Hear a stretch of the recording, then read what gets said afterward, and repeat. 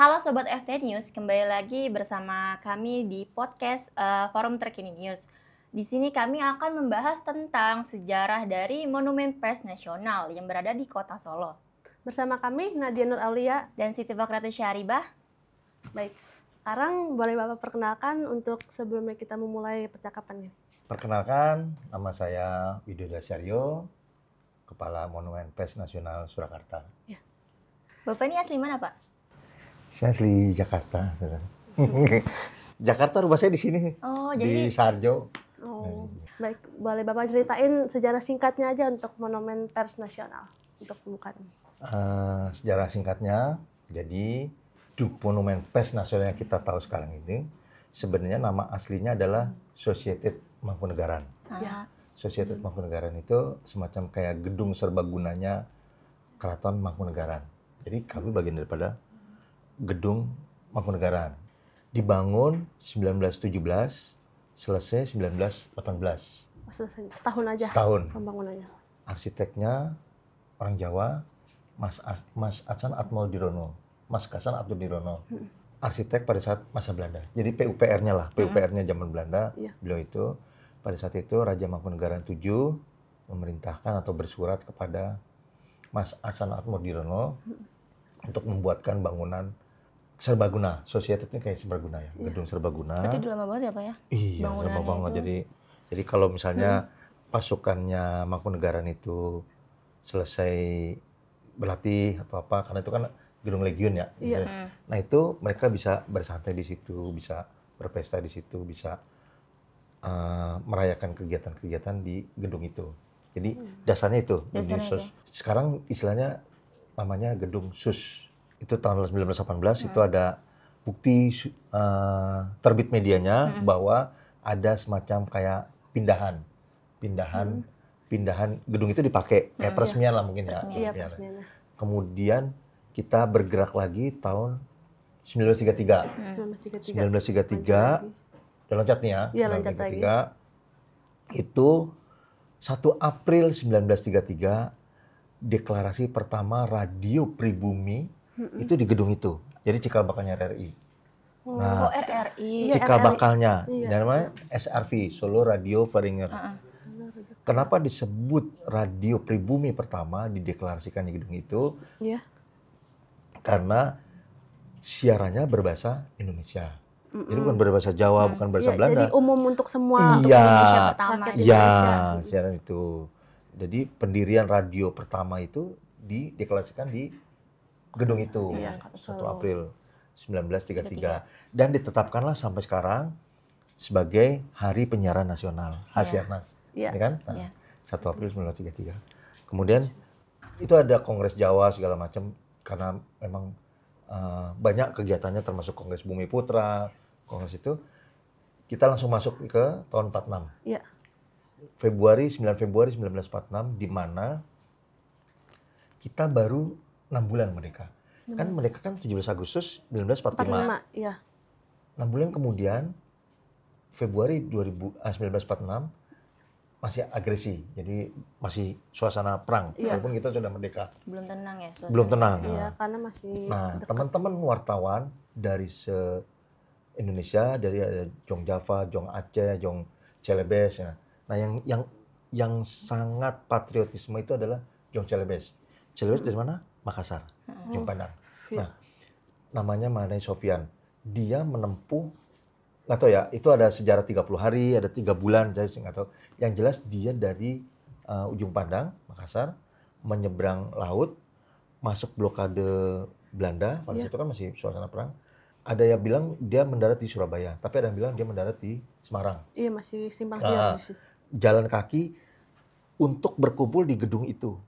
Untuk menghadiri kongres yang namanya Persatuan Wartawan Indonesia. PWI. Nah, jadi dia 9 Februari itu pada kumpul.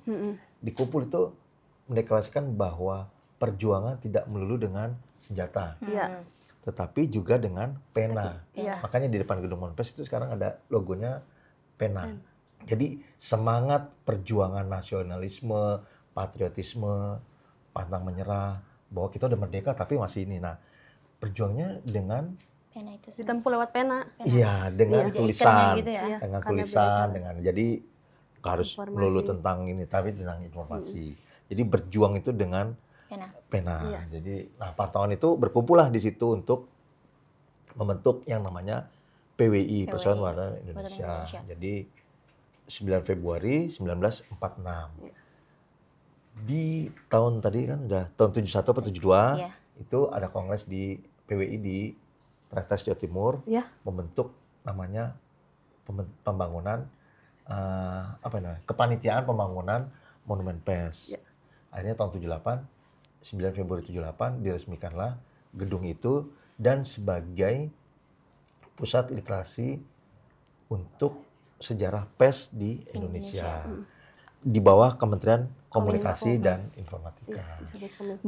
Tapi Pak, ya kan dilihat dari bangunannya aja tuh kayak memang mencerminkan banget sejarah, Ya. kayak klasik banget itu bangunannya. Itu tuh kayak beda dari yang lain gitu. Ya, benar. Karena eye-catching. Itu tuh bisa ada cerita aja nggak sih Pak dari bangunan itu sendiri? Menarik sekali. Enggak, karena memang sampai saat ini belum ada riset untuk meneliti bangunan. Kalau secara arsitektur, bangunan itu benar unik. Iya. benar. Kalau kita masuk, di dalamnya itu ceilingnya siling Belanda, siling siling Eropa maksud saya. Iya. Karena 8 meter. High Jadi ceiling nggak, gitu ya. iya, jadi nggak panas. Iya, bangunan udara itu. sirkulasinya Ya, bagus di situ. Itu kalau kita masuk ya. Jadi Megah. ciri khas bangunan Eropa. Kedua, dilihat dari luar itu mencerminkan bangunan candi. Iya, Dan benar. perpaduan teknologi atau perpaduan seni antara Tradisional. Nah. Eropa dan Jawa. Iya, Iya. budayanya Nah, kayak di itu. silang. Di satu- Ya. Iya, silang Dan budaya. alhamdulillah sampai sekarang walaupun dulu pernah terjadi kena gempa Jogja ya tahun 2006. Iya, Iya. sekitar 2006 alhamdulillah masih berdiri situ. Berarti kuat banget ya Pak ya Iya. bangunannya? Itu dia. karena bangunan dari Padahal Eropa udah juga berdiri kan. Nah. dari udah 100 tahun kan? 100 Iya. tahun lebih. Heeh. Emang bangunannya terkenal kokoh kan Ya, dari zaman betul. dahulu itu. Tuh, jadi itulah kami dari Kementerian Kominfo yang ditugaskan karena memang kami UPT dari Direktorat Jenderal Informasi dan Komunikasi Publik Kementerian Kominfo. Di UPT-nya itu salah satunya itu Monumen Pers. Salah duanya Iya. UPT di Taman Mini Museum Penerangan. Jadi ada dua. Taman kita Mini UPT-nya. Indonesia Indah ini. Iya, di pintu 2 itu ada Museum Penerangan. Nah, Monpes ini yang melakukan dan merawat benda-benda yang terkait dengan pers. Benda-benda sejarah yang Ya, terkait selama dengan ini di pers. Indonesia Pak ya. Kalau untuk apa sih barang atau benda atau artefak yang paling menarik di Monumen Pers Nasional ini ada nggak sih Pak? Dan adakah maknanya gitu? Ya, itu dia tadi. Itu ada namanya pemancar radio Iya. yang disebut dengan pemancar radio kambing.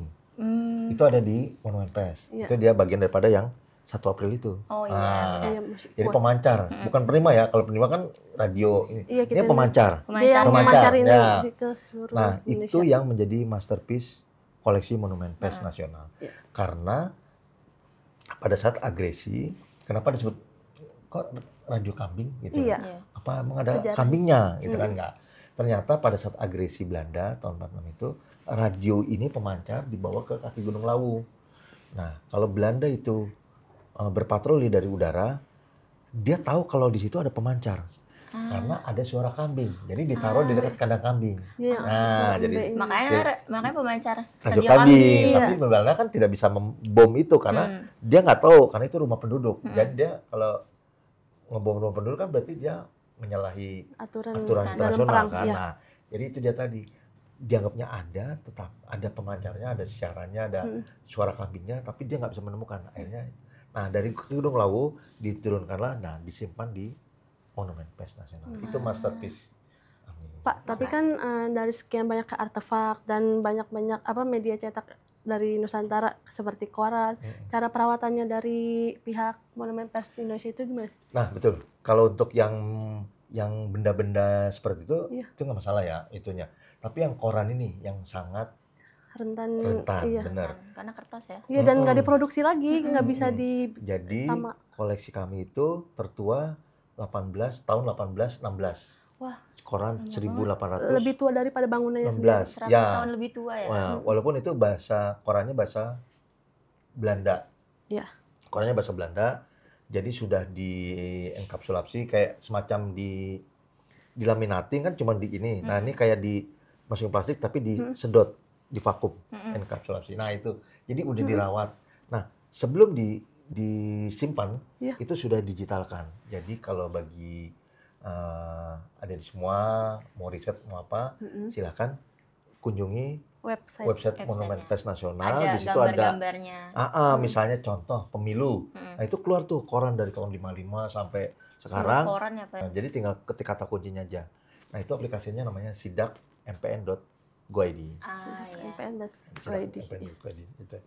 Tapi kalau memang kurang puas, bisa datang langsung ke Solo. Iya, Nah, lebih asli juga iya, kan. karena kan itu bisa langsung klik-klik di depan situ. Bapak bisa ceritain nggak apa patung naga itu punya makna atau emang buat penyambut pengunjung aja? Betul. Patung naga itu kan kalau dilihat di fotonya itu ada 4. Iya, kanan kiri. 4 itu sebenarnya adalah filosofi. Jadi patung naga pertama, apapun ya, maksudnya 4 itu bukan urutan dari kanan kiri atau dari kiri kanan. Tapi 4 itu adalah filosofi. Yang pertama adalah kemerdekaan. Iya. Kedua, hari lahir. Iya. Kemerdekaan 17 Agustus. Hari lahir PWI 9 Februari 1946. 1946. Kemudian penyerahan pelengkap. Yang keempat itu adalah memperingatinya. Itu mencerminkan bahwa jadi bukan naga itu terus jagain gedung gitu, Iya, enggak. biasanya Tapi kan- itu ada Biasanya kan dikaitin sama hal ya, mistis ya. enggak ada hal mistis ya. Tapi memang simbol bahwa naga itu simbol proklamasi, kemudian simbol Hari Karena PWI, akhirnya PWI. kemudian simbol pelengkap, kemudian simbol peresmian pada Peresmian. saat kan udah diserahkan terus diresmikan. Nah, Iya. itu simbolnya itu. Jadi diwakilkan naga dengan itu. 4 naga. Selain kayak media cetak yang kayak koran-koran, terus yang pemancar radio, ada apa lagi sih Pak di Monumen Nasional ini? Ya. Monumen Pers Nasional ini? Jadi gini, kalau Monumen Pers Nasional itu punya 5 layanan. Layanan nih. Iya. Layanan pertama yang di depan patung naga tadi kanan kiri Iya. itu ada koran yang terbit hari itu. Oh, masih aktual banget. Jadi koran hari ini apa? Ditempel di situ. Ada yang di sebelah- situ. Ada di situ. Setiap Jadi hari diperbarui. tiap hari, tiap jam 5 pagi udah dipasang. Kayak mading aja. Betul. Yes. Jadi yang kiri itu koran nasional, yang terbit nasional, nggak perlu sebutlah koran nasional lah, Iya. yang terbit. Yang sebelah kanan itu koran lokal yang terbit di Jogja dan Jawa Tengah, termasuk juga yang di Solo. Setiap jam 5 ditempel 5 pagi, paling banyak itu jam 6 sampai jam 7. Jadi orang pada baca koran daripada mereka beli, Iya. jadi kita Baca di di situ. situ. Misalnya hasil Piala Dunia tadi malam apa, dia bisa lihat gitu loh. Rekapan berita-berita. Ya, itu. Karena kan hanya koran yang membuat cover both side. Jadi tidak sepihak kayak beritanya. Ada artefak, ada patung tokoh pers, 10 tokoh pers nasional. Iya, korannya. Kemudian ada koran, kemudian ada mesin ketik. Jadi Jadi dari yang segala gede sampai yang kecil. Nah, ada kamera-kamera. Dan yang ketiga adalah perpustakaan. Oh iya, perpustakaan. Perpustakaan. Jadi ada perpustakaan juga Pak di situ, Perpustakaan Pak? juga. Iya. Satu gedung, ada. Pak. Satu gedung di lantai 2 itu perpustakaan itu luas. Besar banget ya Pak berarti ya? Pokoknya kalau baca di situ santailah, tenang. Karena benar tenang, saking tenangnya itu dingin, terus Nyaman. wifi, Iya. nyaman, jadi bisa bawa laptop, bisa ini langsung. Berarti fasilitas terlengkap ya, Pak? Ya, yang keempat ini perpustakaan anak. Khusus anak gitu ya? Khusus anak, jadi buku-buku tentang anak, termasuk mainan anak, kid corner kayak misalnya perosotan, bola-bolaan segala macam. Nah itu, jadi yang kelima ini yang paling penting. Apa, Pak? Itu tadi koran digital yang sudah digitalkan. Iya. Nah kan kalau mau baca di situ monggo, mau dari internet bisa. Nah itu dia. Jadi ada 5 ini dan semua itu free, gratis. Jadi setiap Masuk. pengunjung yang datang itu gratis Pak? Gratis.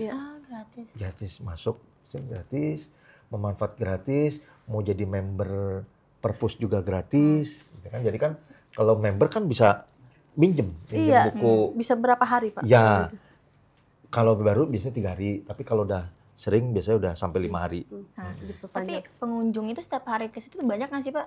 Setiap harinya yang ke Monumen Pers itu? Banyak. Banyak. Buktinya dari target 1 tahun itu 50.000 Pengunjung. offline, Iya. 50.000 online. Online itu maksudnya yang mengunjungi website ya. Iya.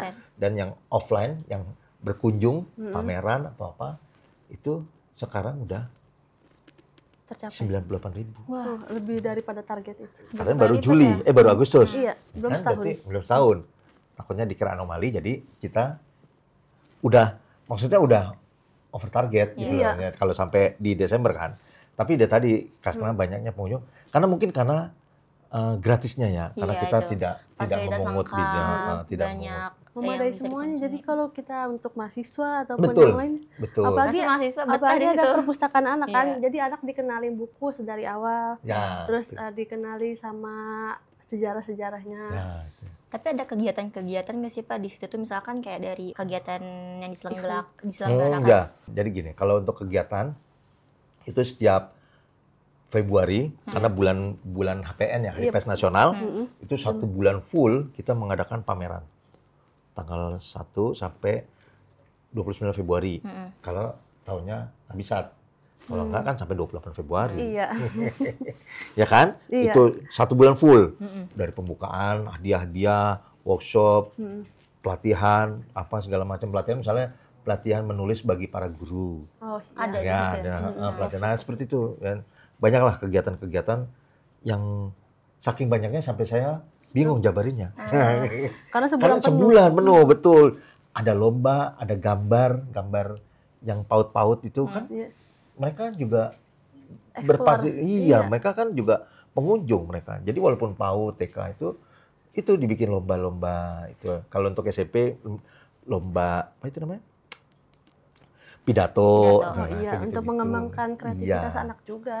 Jadi ini ada agenda baru. Terus sama Monpes Goes to School. Jadi kita berkunjung ke sekolah-sekolah di Solo Raya, Iya. misalnya ke SMP 1, 2, 3 atau Untuk SMA 1, 2, mengenalkan 3 atau pers gitu, ya, jadi kita yang hadir di situ Iya. sekolah tingkat SMP maupun tingkat SMA. Ketika kita hadir, para sekolah ini melakukan perform. Perform itu misalnya punya kemampuan paskibra. Iya. Tim paskibra kayak tampil. pentas seni gitu Iya. ya, Unggulan dari sekolah itu. Unggulan di sekolah itu ada yang pencaksilat, dia dia ini setiap setelah MPLS. Iya. MPLS kan masuk sekolah nih. Tahun ajaran baru. Iya. Kita bikin pameran bersama. Baru kemarin pameran bersama Iya. selesai kan itu 1 minggu ya, dari Senin sampai Jumat. Itu mulai masuk itu diikuti 15 museum dari timur, dari Bali, Iya. tertimur. Kemudian dari barat itu ada Museum Deli Serdang. Mereka pameran di situ, ada Museum Geologi Iya. di Bandung, Museum Akpol, Polisi, Museum Sandi, Oke, kolaborasi. Museum. Nah, semua kumpul. Iya. Nah, Banyak banget kegiatan. daripada menurut Pak Wali ya, Iya. Pak Wali Kota, daripada datang berkunjung satu-satu, ini loh semua ada di Monpes, kita pameran bersama. Jadi seluruhnya itu ada di situ. Semua di tinggal situ kunjungi. Iya, semua. kolaborasi antara 15 museum itu. Museum kita fasilitasi, dapat stand 3x2 meter ya, nah Iya. gitu ya udah. Nah, Tapi jadi kalau kolaborasi itu tuh baru diadakan sekarang atau dari tahun-tahun sebelumnya ada Pak? baru ini, Oh, baru. alhamdulillah sukses. Dari Iya, target yang 2.500 sudah tercapai 10.000, hampir 10.000, 9.000 sekian. Itu pengunjungnya, karena memang momentumnya dipasin dengan MPLS tadi, masa Iya. pengenalan lingkungan sekolah. Jadi mereka Excited untuk mengunjungi itu. misalnya contoh yang dari Monpes sudah pernah ke SMA ini Satu atau belum, Zaha SMA ini. Nah, mereka kan punya band. Pak, saya mau tampil Tampil. ya bandnya. Ya, begitu mereka tampil, itu saat sekolahan pada datang semua. Iya. Jadi Kebayang rame, dong. Pak. Nah, karena di depan itu. Jadi bandnya mereka hadir, mereka jadi itu. Edukasi. Semangat untuk tampil juga kan? Iya, betul. Kalau- Sangat tersamai. Kalau misalkan dari perjalanan Monumen Pers Nasional ini dari dulu hingga sekarang, ada nggak sih Pak kayak masa-masa krisisnya kah dan masa-masa jayanya itu saat kapan gitu? Masa krisisnya. Kalau sepanjang saya di situ mimpin, kalau masalah krisis itu pada saat pandemi. Oh Jadi iya, benar-benar luar benar. biasa. Iya. Itu nggak bisa gerak dan Kunjungan. kita rapot untuk laporan ke Bappenasnya itu merah karena Nggak ada 0, kunjungan. 0 Iya, kunjungan. karena kan emang nggak boleh ada pembatasan Iya, sosial. betul. Pak, jadi kalau misalnya kita mau datang ke Monumen Pers Indonesia ini, kita harus registrasi dulu atau enggak? Langsung aja, karena langsung scan barcode, langsung isi data, langsung masuk. Nah, bagi semua yang ingin ke Monumen Pers Indonesia, untuk semua kalangan Pak? Semua kalangan Iya. dari PAUD sampai Semua umur. Ya, Iya. jadi nggak perlu registrasi, kita bisa langsung datang ke Monumen Pers Indonesia yang Monumen berada Pers di Nasional nasional. Maaf. Monumen Pers Nasional yang ada di Surakarta. Surakarta. Iya. Nah.